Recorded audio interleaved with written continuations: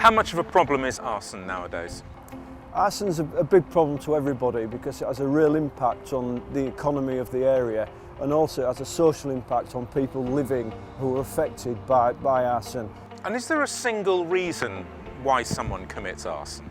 Arson is committed for a myriad of reasons. It could be just something simple as jolly japes gone wrong, or it could be for revenge, to cover up a crime, and particularly now in these times of austerity, people can use it for insurance fraud. Now Steve, you've set up this example for us, this demonstration for us. Tell me what's going on here. We've set up this demonstration to show how that fire will develop within that container and what dangers that can bring about. Now, for the purposes of the demonstration, we've actually filled it just with wood.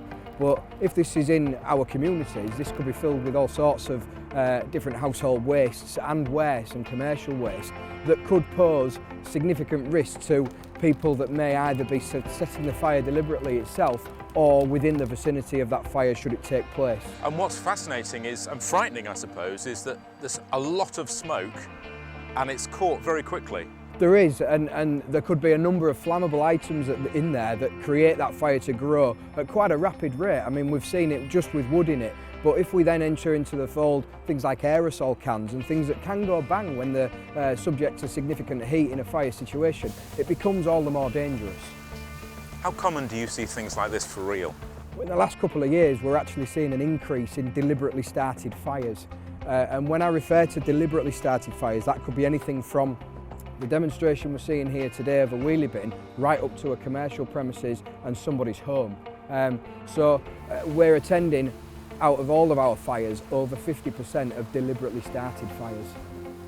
How easy is it to find out whether something has been deliberately started or whether it is just a terrible accident? We have a number of tools in our box where we can quite clearly indicate whether the fire's been started deliberately, and that's through the experience of our fire investigation teams. We have fire investigation dogs for looking signs of accelerants, our crew's signs and symptoms. Now we can see the dogs are working now. Just explain what this particular dog's doing. Well, this dog at the moment is scanning the environment, and what it's doing is he's trying to smell accelerants, things like petrol or diesel, and what it can do then is it can hone into where the smell is coming from. What we do then is when the dog's indicated to us, we can then take a sample, get it analysed accurately in the laboratory, and that will help us to determine whether it started deliberately. If I was to do it with my fire investigation team, it could take us all day, and if we're thinking slightly bigger with industrial premises, we could be there for days, and the dogs can do it in a matter of 20 minutes. But importantly as well, if somebody's carried some accelerant to the scene and discarded the empty bottle or can, it will find that can, and obviously from that we can gain evidence of fingerprints, DNA, and we can then work with the police to get the culprit.